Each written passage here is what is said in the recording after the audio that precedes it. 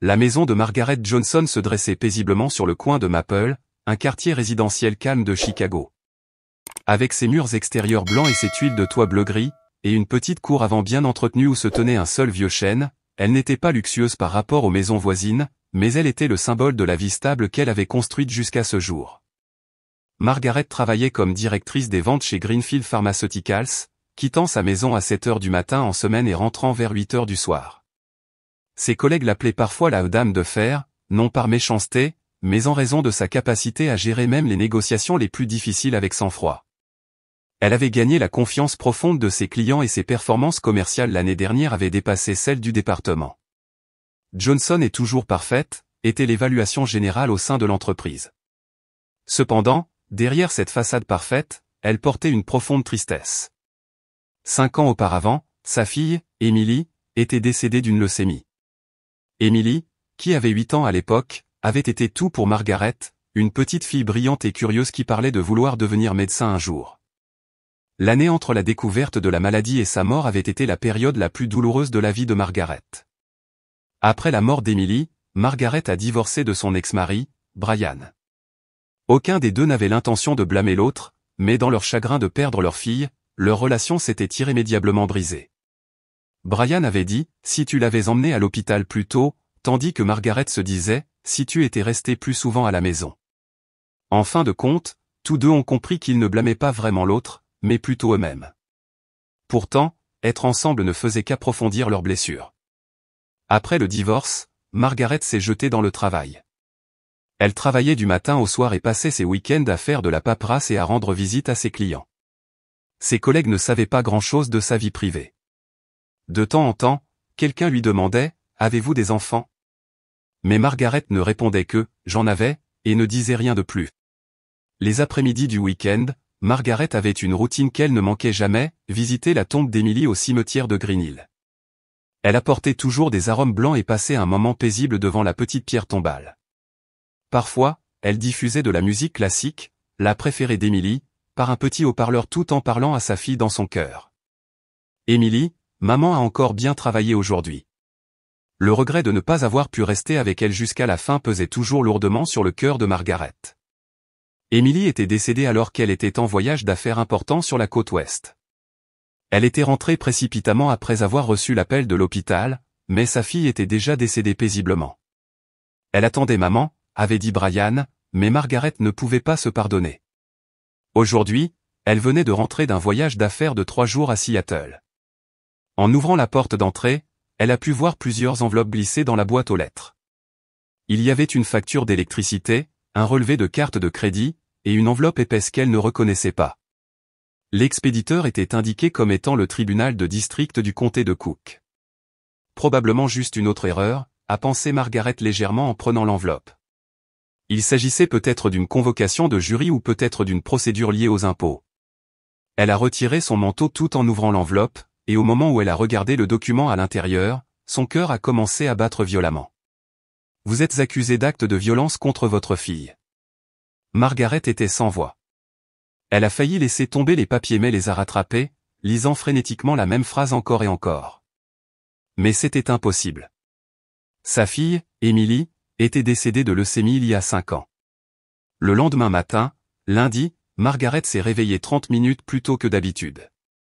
Elle avait à peine dormi la nuit précédente, lisant et relisant les documents judiciaires.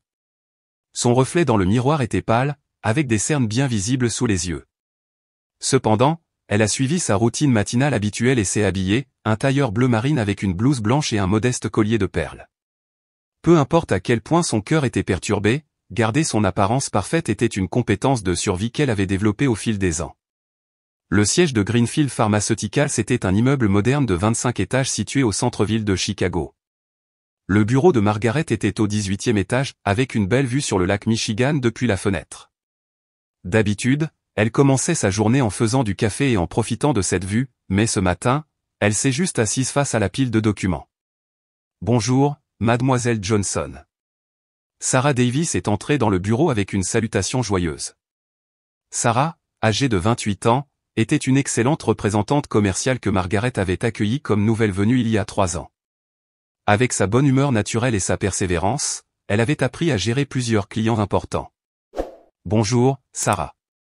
Margaret a essayé de paraître normale, mais il y avait une qualité gênante dans sa voix. Sarah a senti le changement avec sensibilité. N'êtes-vous pas fatigué dernièrement? Avez-vous bien reposé ce week-end? Oui, je vais bien, merci. Margaret a souri, mais son sourire semblait plus artificiel que d'habitude. Allons-nous vérifier l'emploi du temps d'aujourd'hui? 3 réunions se sont déroulées tout au long de la matinée, une réunion sur la stratégie commerciale pour les nouveaux médicaments, une évaluation trimestrielle des performances et une discussion sur le renouvellement des contrats avec les clients majeurs. Margaret a fourni son analyse et ses propositions précises habituelles, mais au fond de son cœur, elle ne pouvait s'empêcher de penser aux documents de la nuit dernière. Les mots « acte de violence contre votre fille » ne cessaient de lui traverser l'esprit même pendant les réunions. À l'heure du déjeuner, Margaret est retournée à son bureau et a fermé la porte. D'une main légèrement tremblante, elle a composé le numéro de téléphone du cabinet d'avocats qu'elle avait noté la veille. Cabinet d'avocats Harrison et Associés. C'est Margaret Johnson. J'ai reçu des accusations du tribunal hier soir et je souhaiterais demander une consultation. Veuillez patienter un instant. Pendant que la musique d'attente jouait, Margaret a senti ses paumes transpirer. Depuis la mort d'Emily, elle avait essayé d'éviter toute implication dans des affaires juridiques. Même la procédure de divorce, elle l'avait gardée à un minimum d'implication. Merci de patienter. L'avocat James Harrison va vous parler. Une voix masculine basse et calme s'est fait entendre au téléphone. Mademoiselle Johnson, de quel type d'accusation s'agit-il? Margaret a expliqué d'une voix tremblante. Je suis accusée d'acte de violence contre ma fille. Mais c'est une erreur. Ma fille est décédée de leucémie il y a 5 ans. Il y a eu un moment de silence à l'autre bout du fil. C'est une situation extrêmement inhabituelle. Pourriez-vous m'apporter les accusations afin que nous puissions nous rencontrer dès que possible? Êtes-vous libre cet après-midi? Oui, je vais prendre du temps. Alors veuillez venir à 15 h cet après-midi. Étant donné que les accusations semblent authentiques, cela doit être pris au sérieux. Après avoir raccroché, les mains de Margaret tremblaient tellement qu'elle ne pouvait pas soulever sa tasse de café. La tasse a fait du bruit sur le bureau, renversant une partie de son contenu. Elle a rapidement essuyé avec des mouchoirs tout en se disant « C'est bon, ça doit être une sorte d'erreur ». À 13 h, Margaret a dit à Sarah qu'elle partait tôt. Quelque chose d'urgent est arrivé. Pourriez-vous préparer les documents pour la réunion de demain? Bien sûr, mais êtes-vous vraiment bien? Vous avez l'air très pâle. Les yeux de Sarah montraient de l'inquiétude. Merci de vous inquiéter pour moi, mais je vais bien, a répondu Margaret en mettant son manteau. Appelez mon téléphone portable si quelque chose se présente. Le cabinet d'avocats Harrison et Associés était situé dans un bâtiment historique du quartier juridique de Chicago. Lorsqu'elle a ouvert la lourde porte en bois, une zone de réception calme s'est étendue devant elle. La réceptionniste l'a guidée poliment et Margaret a rapidement été conduite dans le bureau de l'avocat James Harrison. Harrison était un homme d'apparence douce avec des cheveux gris soigneusement arrangés, portant un costume bleu foncé. Des livres de droit étaient disposés en ordre sur son bureau et divers certificats étaient affichés sur les murs. Mademoiselle Johnson, je comprends que vous êtes en grande difficulté. D'abord, puis-je voir les accusations? Margaret lui a remis les documents qu'elle avait apportés. Harrison a ajusté ses lunettes et a commencé à lire le document attentivement. Il a parfois froncé les sourcils ou secoué la tête tout en prenant environ 10 minutes pour examiner le contenu. Mademoiselle Johnson, Harrison a posé les accusations sur son bureau et a regardé Margaret avec une expression sérieuse. Pourriez-vous me parler de votre fille, Emily? Vous avez mentionné qu'elle était décédée de leucémie il y a 5 ans. Margaret a répondu d'une voix étranglée. Emily est décédée quand elle avait 8 ans. Elle a lutté contre la maladie pendant 1 an. Je n'ai pas pu assister à ces derniers moments. J'étais en voyage d'affaires. Cela a dû être une expérience douloureuse. La voix de Harrison était pleine de sympathie. Cependant, il y a un problème. En examinant ces accusations, l'accusateur prétend que les abus sont actuellement en cours. Il est indiqué violence continue et négligence médicale en cours. Margaret a haleté. C'est impossible. Emily n'est plus là. C'est le plus grand mystère. Harrison a pointé du doigt une partie des accusations. Le nom de l'accusateur est indiqué comme anonyme, mais quelqu'un porte définitivement cette accusation intentionnellement. De plus, le tribunal a officiellement accepté cela. Margaret s'est adossée à sa chaise. Elle se sentait étourdie et la réalité semblait s'échapper. Qui diable ferait une chose pareille, et pourquoi? Nous devons le découvrir. Harrison s'est penché en avant. Il s'agit clairement d'une fausse accusation, mais les procédures judiciaires ont déjà commencé. Une audience préliminaire est prévue pour vendredi prochain. D'ici là, nous devons recueillir autant d'informations que possible. Au crépuscule, Margaret est rentrée chez elle d'un pas lourd. Lorsqu'elle a ouvert la porte d'entrée, le silence habituel l'a accueillie, mais aujourd'hui, ce silence semblait oppressant. Sur l'étagère du salon se trouvaient plusieurs photos d'Emily, une photo de son 7e anniversaire où elle souriait dans une robe rose, la dernière photo de famille de Noël et la dernière photo d'elle souriant faiblement dans son lit d'hôpital. Margaret a pris cette photo et s'est assise sur le canapé. Emily, qui ferait une chose aussi terrible, a-t-elle murmuré dans son cœur. Le sourire innocent de sa fille lui causait maintenant encore plus de douleur. Cette nuit-là, Margaret n'a pas pu dormir à nouveau. Fixant le plafond, elle s'est demandé à plusieurs reprises, qui et pourquoi maintenant. Elle a désespérément cherché dans ses souvenirs des 5 dernières années, essayant de trouver quelqu'un qui pourrait avoir une raison. Mais seuls Brian et sa nouvelle femme, Jessica, lui sont venus à l'esprit. Cependant, Brian ne pouvait pas faire une chose pareille. Lui aussi avait été un père qui aimait Emily. Dehors, le paysage nocturne de Chicago brillait tranquillement. La vue qu'elle trouvait habituellement belle ce soir-là ne semblait que froide et sans cœur. Margaret a remonté la couverture jusqu'à ses épaules et a attendu l'aube, remplie d'anxiété et de peur. 3 jours plus tard, lorsque Margaret est rentrée du travail, il y avait une autre enveloppe épaisse dans la boîte aux lettres. Cette fois, les mots au tribunal de district du comté de Cook semblaient plus grands et plus intimidants. Son cœur a recommencé à battre violemment. Ses mains ont tremblé en essayant d'ouvrir la porte d'entrée et elle n'a pas réussi à insérer correctement la clé dans la serrure du premier coup. S'asseyant sur le canapé du salon, Margaret a pris une profonde inspiration avant d'ouvrir l'enveloppe. Cette fois, il s'agissait d'une convocation officielle du tribunal.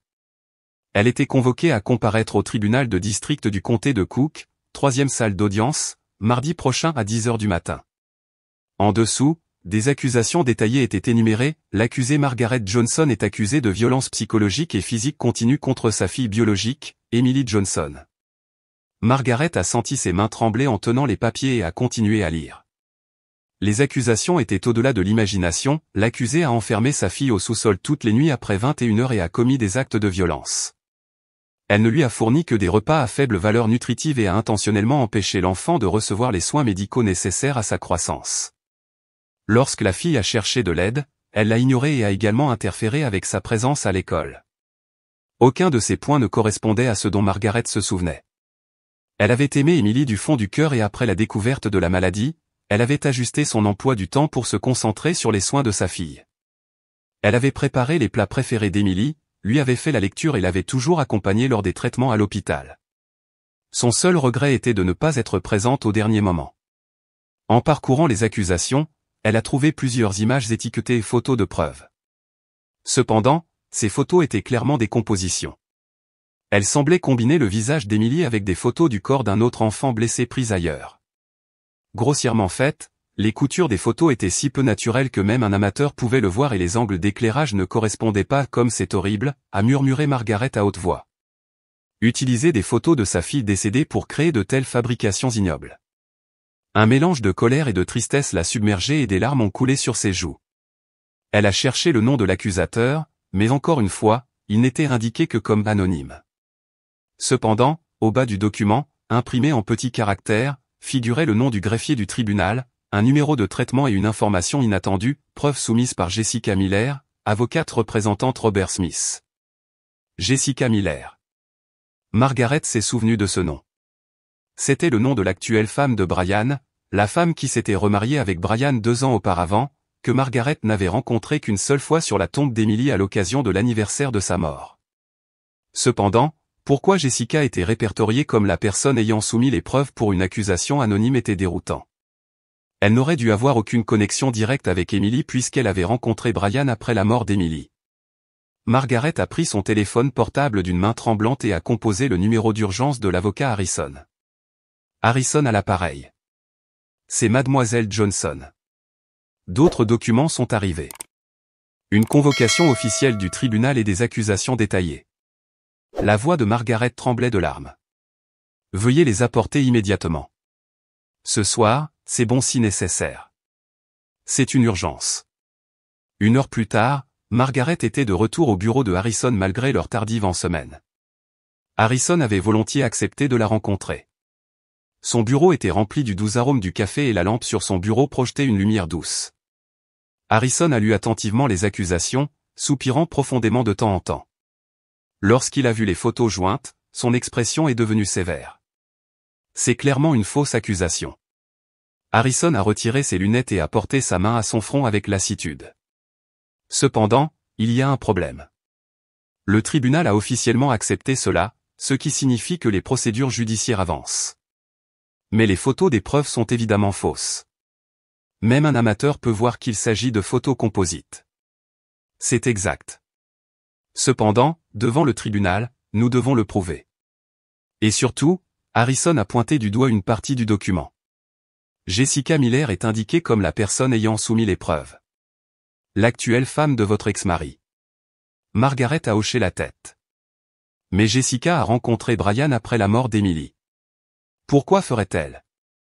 C'est peut-être la clé. Harrison s'est penché en avant.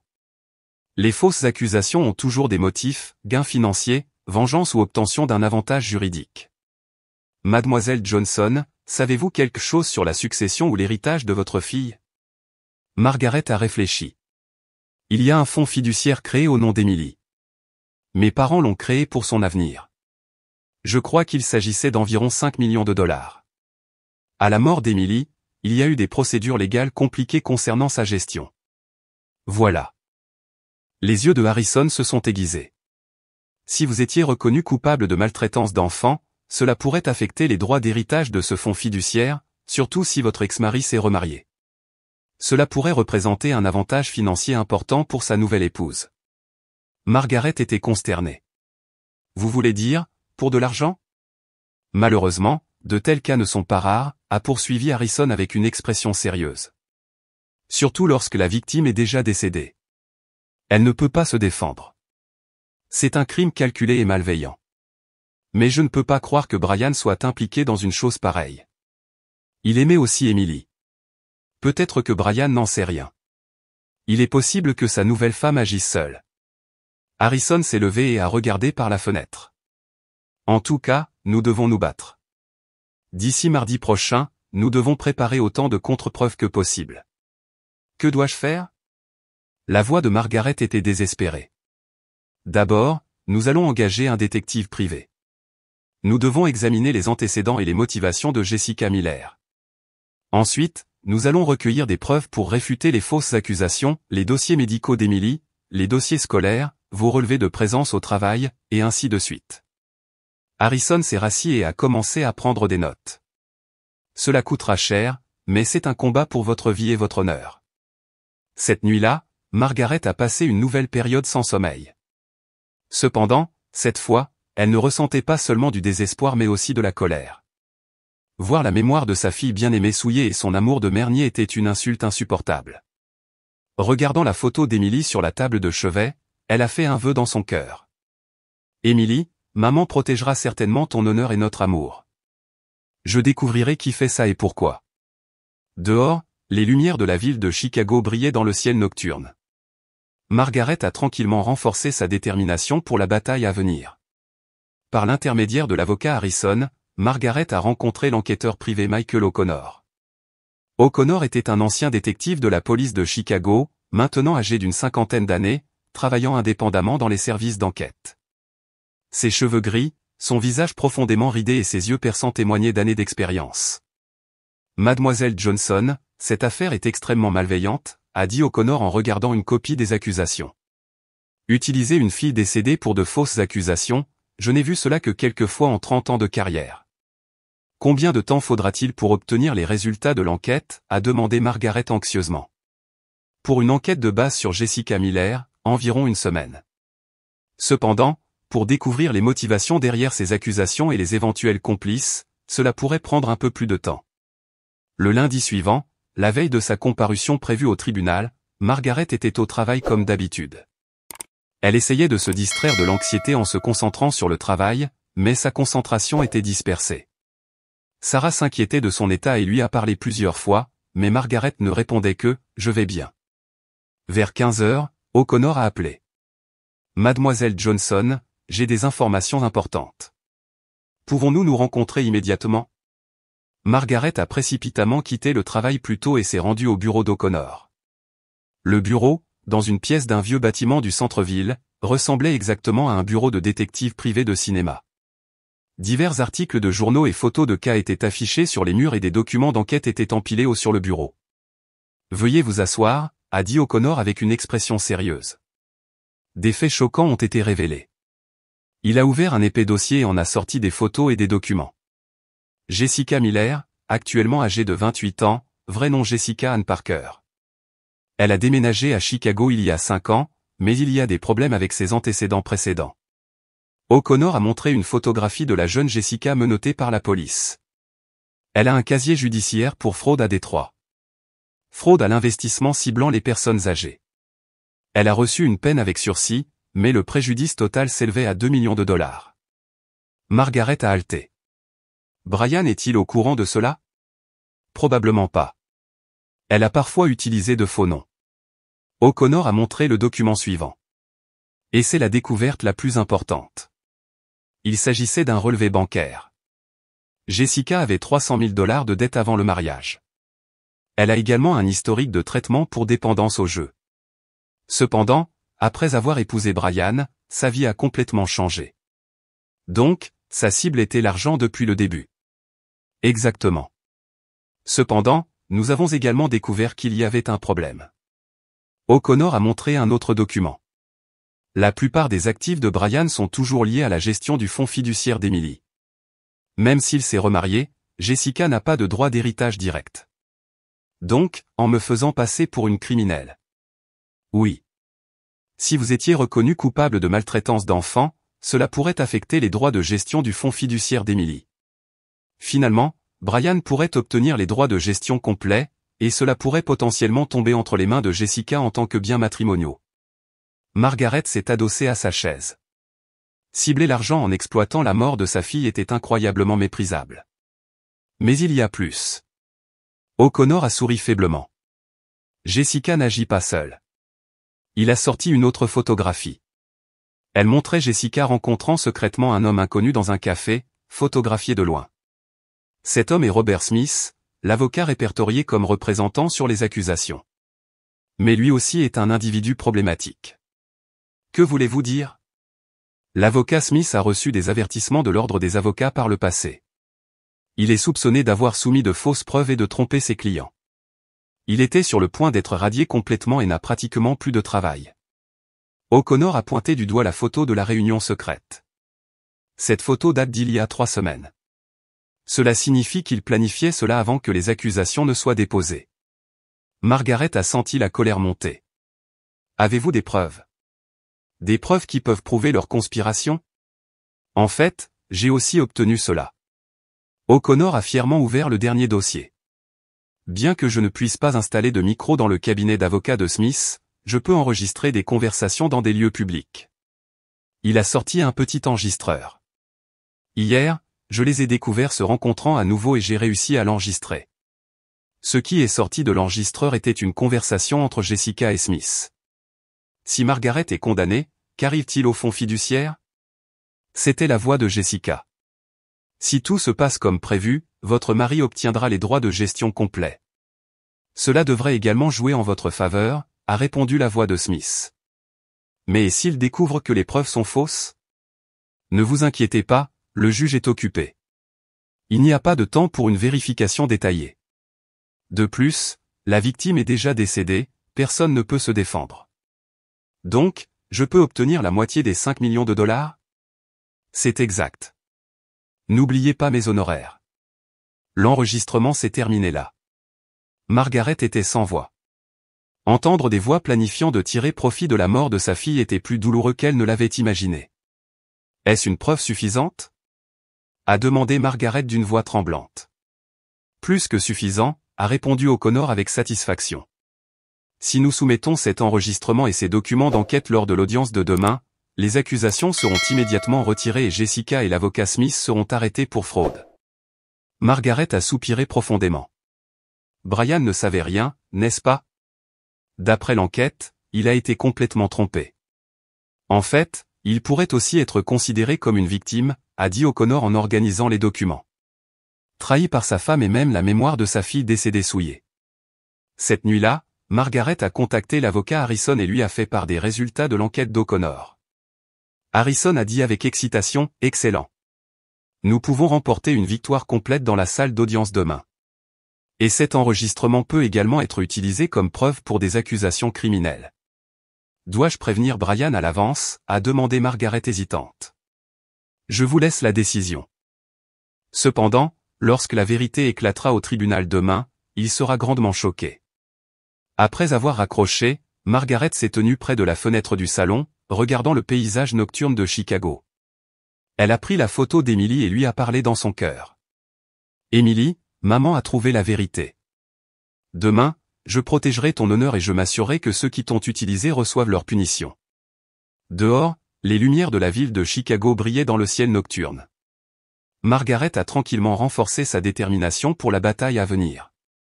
Par l'intermédiaire de l'avocat Harrison, Margaret a rencontré l'enquêteur privé Michael O'Connor.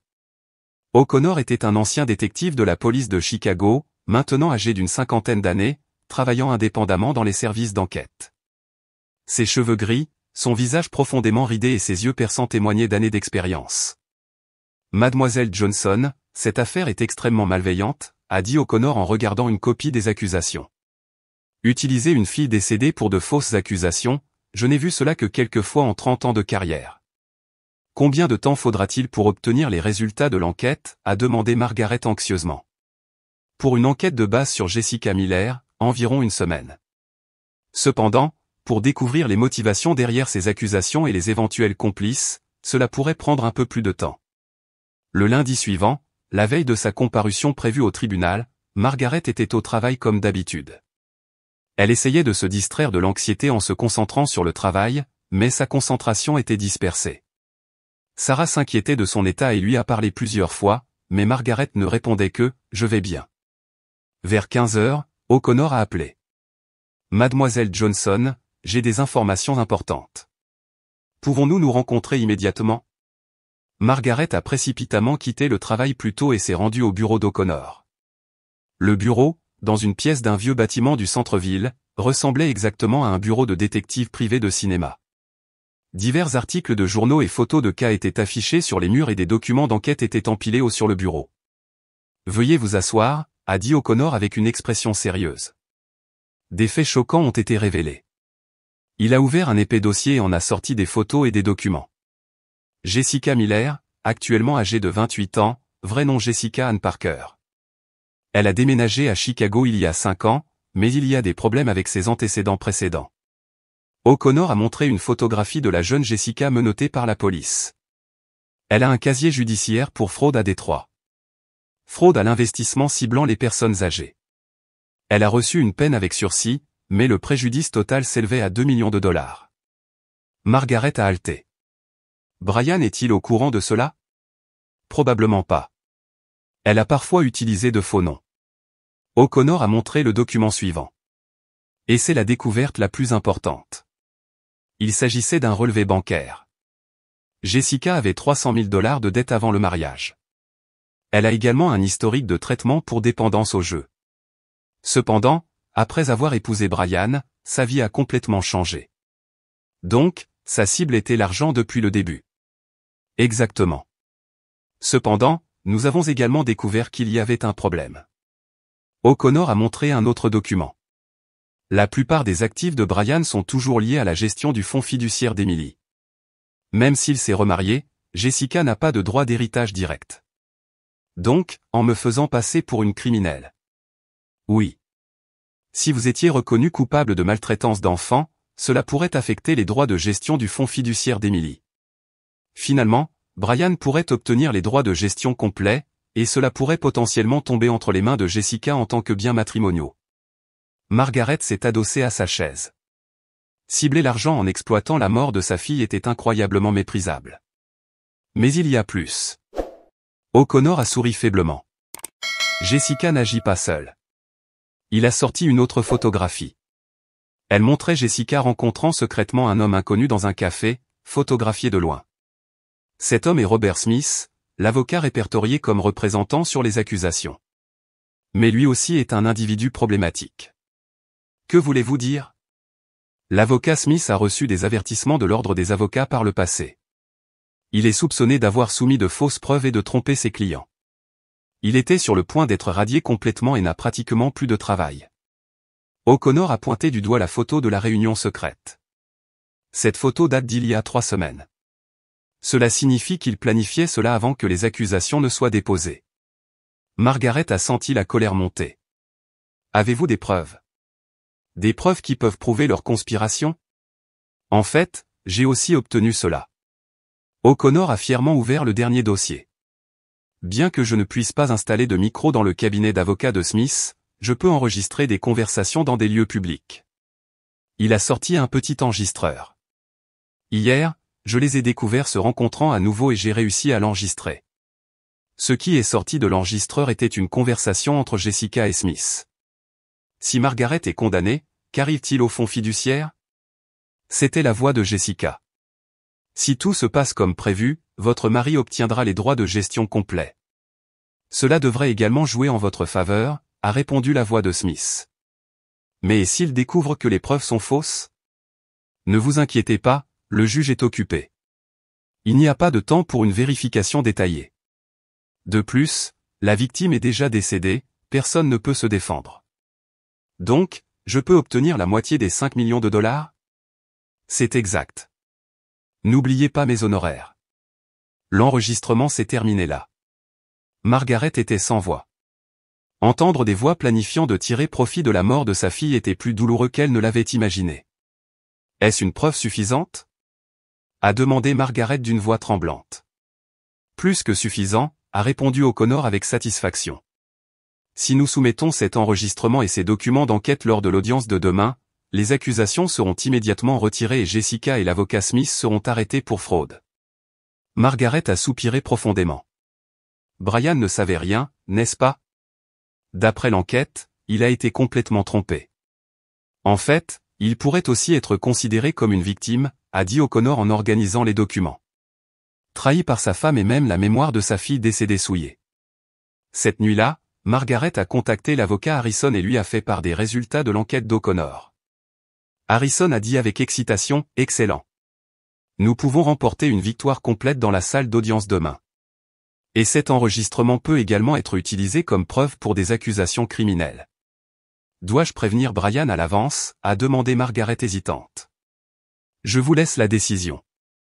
Cependant, lorsque la vérité éclatera au tribunal demain, il sera grandement choqué. Après avoir raccroché, Margaret s'est tenue près de la fenêtre du salon, regardant le paysage nocturne de Chicago. Elle a pris la photo d'Emily et lui a parlé dans son cœur. Emily, maman a trouvé la vérité. Demain, je protégerai ton honneur et je m'assurerai que ceux qui t'ont utilisé reçoivent leur punition. Le lendemain, la 3e salle d'audience du tribunal de district du comté de Cook était remplie d'une atmosphère tendue. Margaret était assise à la table de la défense aux côtés de l'avocat Harrison, tandis que le procureur et l'avocat Smith étaient assis en face d'eux. Jessica était assise au premier rang du public, jetant parfois des regards noirs à Margaret. Brian était également dans le public, mais son expression était pleine de confusion. Le juge est entré et l'audience a commencé. Cependant, lorsqu'Harrison a soumis les documents d'enquête et la bande d'enregistrement comme preuve, l'atmosphère dans la salle d'audience a complètement changé. Lorsque l'enregistrement a été diffusé, le visage de Jessica est devenu pâle et l'avocat Smith a tenté frénétiquement de se lever, mais les agents de sécurité du tribunal attendaient déjà près d'eux. « C'est un piège !» a crié Jessica. « Vous êtes une mère indigne. Vous avez laissé mourir votre fille. » Margaret s'est levée tranquillement, s'est retournée et a regardé Jessica. Emily a dit « J'aime maman » jusqu'à la toute fin. « J'ai aimé ma fille de tout mon cœur et je l'aime toujours, contrairement à vous qui exploiteriez un enfant mort pour de l'argent. » Le juge a frappé son marteau et a ordonné le silence. Puis, il a ordonné le rejet immédiat des accusations et l'arrestation de Jessica Miller et Robert Smith pour fraude. 3 mois plus tard, Jessica a été condamnée à 5 ans de prison pour fraude et fausses accusations. L'avocat Smith a été radié et condamné à 3 ans de prison. Brian a immédiatement entamé une procédure de divorce avec Jessica après l'audience du tribunal. Il s'est incliné profondément devant Margaret. « Margaret, je suis vraiment désolé d'avoir douté de vous. » Des larmes ont jailli dans ses yeux. Margaret a souri doucement. « C'est bon, Brian. Vous avez été trompé vous aussi. Je pense qu'Emily est en paix au ciel. » Le jour où ils ont visité ensemble la tombe d'Emily au cimetière de Green Hill, Margaret a fait un rapport devant la petite pierre tombale. « Emily, maman a pu te protéger. Les gens qui ont essayé de salir ton nom ont été dûment punis. » En déposant des arômes blancs, Margaret a fait part à Brian d'une décision importante. « J'ai décidé de faire don de l'intégralité du fonds fiduciaire d'Emily à la Fondation pour la recherche sur le cancer pédiatrique. Je pense qu'Emily en serait heureuse elle aussi. » Brian a hoché la tête profondément. « Je pense que c'est ce qu'il y a de mieux. Si la mémoire d'Emily peut servir à sauver quelqu'un d'autre. » Ce soir-là, Margaret a quitté le cimetière seule.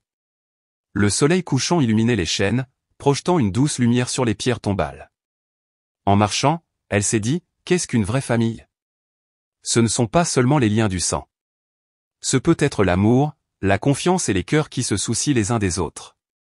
Certaines personnes comme Jessica utilisent les relations familiales pour blesser les autres, tandis que d'autres comme Sarah se soucient sincèrement, même si elles ne sont que des collègues de travail. La définition de la famille est probablement plus large que nous ne le pensons. Le lundi suivant, Margaret est arrivée au travail avec une expression lumineuse. Après une nuit de bon sommeil pour la première fois depuis longtemps, son visage dans le miroir avait retrouvé sa vitalité. « Bonjour, mademoiselle Johnson », a appelé Sarah joyeusement. « Vous avez l'air très énergique aujourd'hui. »« Oui, heureusement », a souri Margaret du fond du cœur. « Un problème que je portais depuis longtemps a été résolu. » Depuis la fenêtre du bureau, la magnifique vue sur le lac Michigan était visible comme toujours. La lumière du soleil du matin illuminait la surface du lac, annonçant le début d'une nouvelle journée. Margaret a fait du café en contemplant cette vue.